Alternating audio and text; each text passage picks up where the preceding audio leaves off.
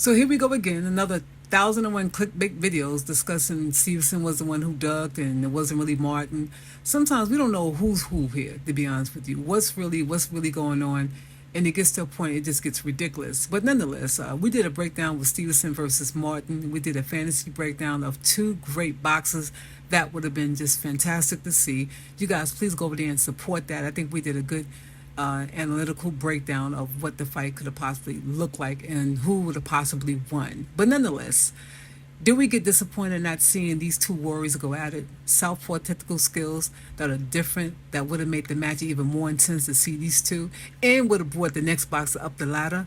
Of course, we would love to have seen that. Fans of the sport of boxing, we invest time like a certain fighters. We begin to build this commonality with our favorite boxers. Maybe it's a personality trait, I don't know, we identify with that makes some fans go overboard, really go overboard. Giving some fans the right to become defensive, antagonizing, and more supportive of their fighters, even more so than supporting their own family members. Like, it gets to a point where does the line get drawn when it comes to supporting these fighters and liking them from afar?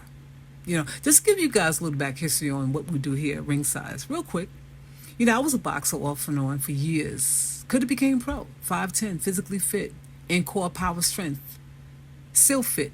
Still can get out there and get it in. I just didn't like getting hit in the face. It was an emotional problem for me. I just did not like nobody touching my face. And I was like, nah, this ain't gonna work for me. My trainer kept saying, get over it. You could be the best out there. You got that skill. You got that strength. You got that wolf power. I was like, nah, I can't do it. I just tried. Got into entertainment industry and started doing video work, mixing music. And this is where we are right now. To be honest with you, I'm still ready. I still work out as a, my boxing routine is more like like I'm always ready, like I'm getting ready to go in there and fight a professional fight. So I'll never have to, I stay ready so I'll never have to get ready. I really do. I mean, I really enjoy the sport of boxing. I love talking about it. I think is one of the most incredible, sexiest sports to me, to see somebody take somebody down in a ring. I don't know. Maybe it's that's a little sadistic. I don't know. I just really do love the sport of boxing. I do. MMA don't even do anything for me. But boxing, I don't know what's with it, but I love it. Well, anyway, the point of us making this video, was this a setup for Stevenson? Was this a comeback? Did he get set up?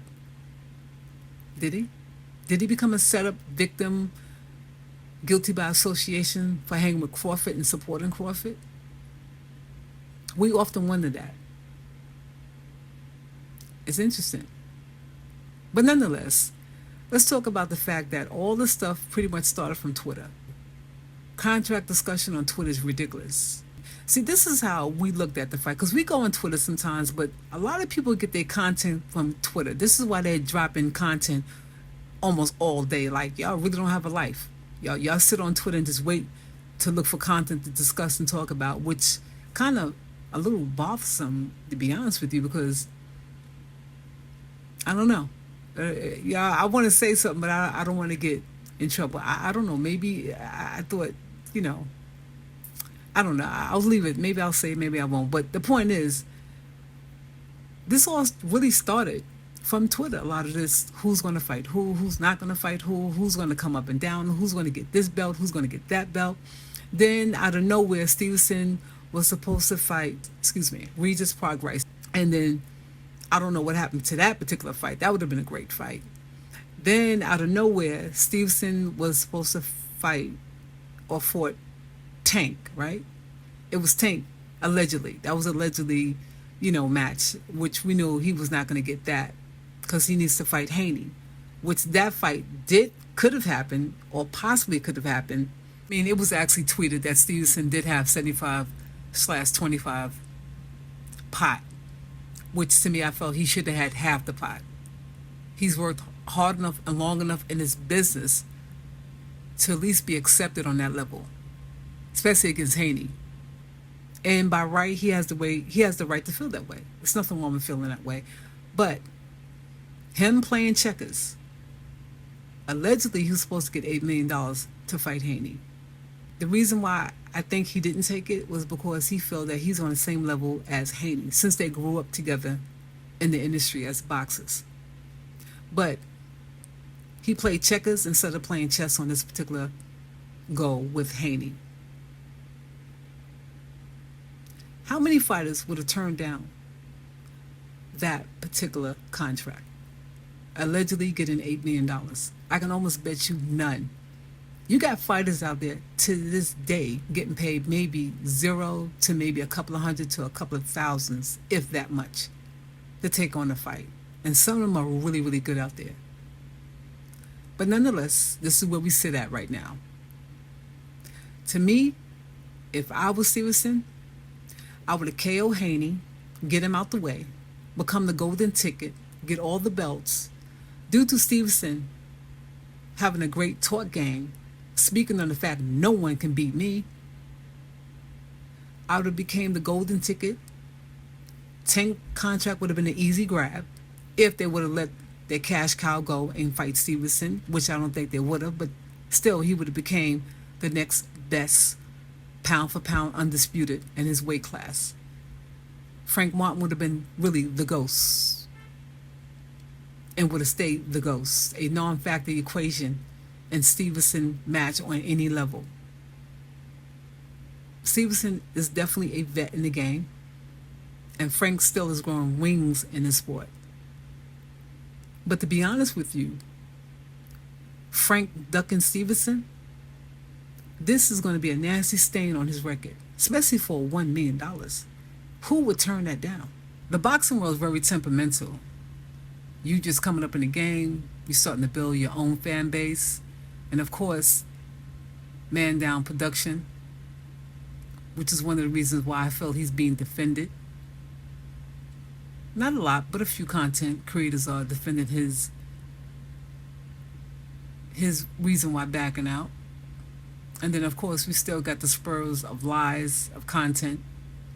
Fans don't brush off stuff so easy. A lot of boxers who were great at one time, people don't want to spend their money on them because they're like, I don't like them. And the energy just transfers. That's why the rap industry right now is dying, because nobody wants to hear these mumble mouth rappers no more. It's over. It's not worth it. Ticket sales are horrible. But the money game has become the point of view, the POV of these fighters today, which is why I always reference Mayweather, because they all inspire to be him. Maybe not all, but damn it, it's enough of them.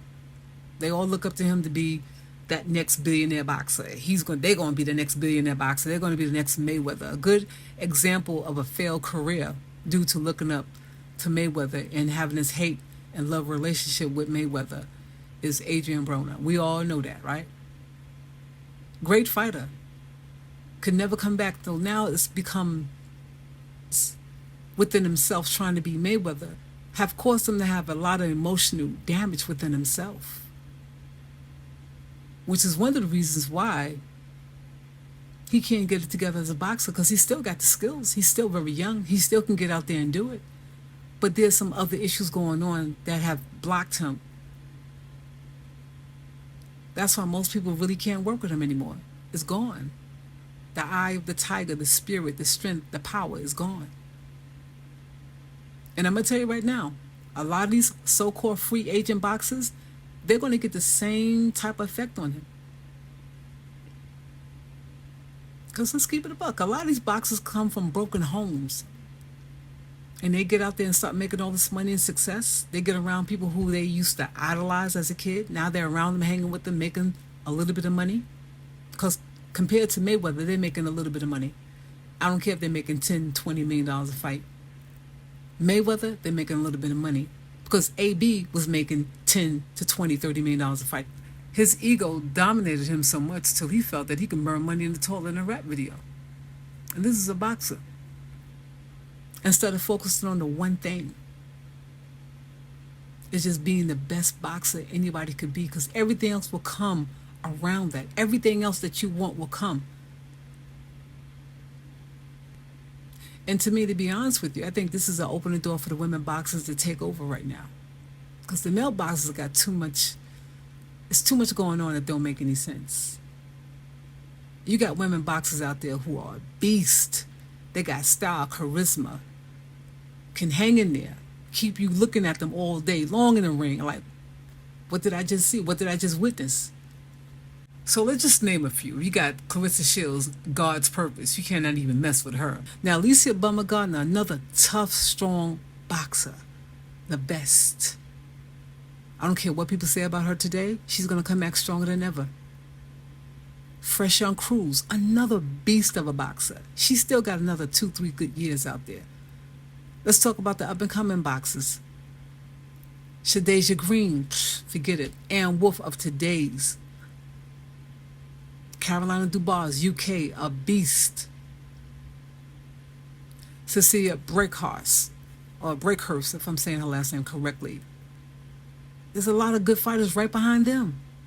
And I'm going to go a step further. Savannah Marshall, excellent fighter who needs a better trainer.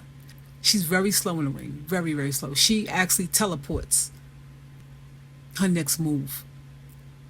But overall, I think Peter Fury is not a good trainer for Marshall. I think that Marshall needs to get rid of him. I think Marshall needs to find somebody who is a lot more younger, understand the sports style of the women boxers of today, because he pretty much trains her like he's training Layla Ali or some kind of fighter back in the 90s.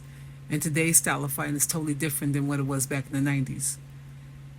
So I think she needs to really find somebody who's got a much more younger Brandon style that can help her with her speed, because she's definitely leaned out to get it.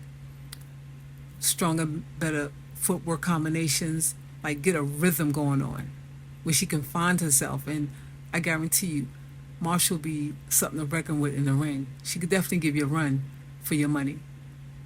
But she definitely needs to change Peter Fury as a trainer and get away from him. But another thing I want to talk about is the fact that, real quick, I think the women boxers should at least go 12 rounds, 3 minutes. Do y'all realize back in the day before women boxers started catching a beat, that they actually fought 3-minute rounds and 12 rounds in 3 minutes? Most people don't even realize that. The Christy Martins, Layla Ali, and Wolf, they fought those long rounds, and they did a good job. That's why you saw it back in the day. You saw them knockouts coming. A lot of them didn't have swagger, but you saw those knockouts.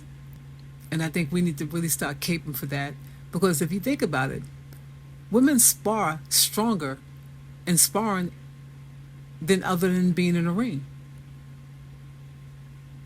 The sparring is even more intense and longer. So what's the difference in doing it at a paid event that you're getting paid for? So I think that definitely needs to change. I think that take off the kick gloves, let the women be at their best, and just let them do what they do and be great at it. Because the women boxing is coming up real fast. I hope that it doesn't become a gravy train too quick, because women are starting to be taken a lot more serious in this game right now.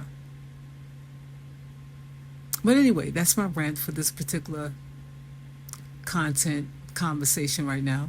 We have a lot more to say. Hope you guys enjoyed it. You can leave your comments below. And let's talk about some stuff. Should women get 12 rounds in 3 minutes in the ring? Maybe that's why a lot of women are starting to jump ship, going into the MMA, because they feel that they can get longer rounds, stronger fight cards, and of course, they get a lot more money in the MMA than they get in boxing. So why not go for it? And then become bigger and better stars in the MMA. I don't know. It's kind of weird to me. But anyway, leave your comments below. Let's talk about it. On that note,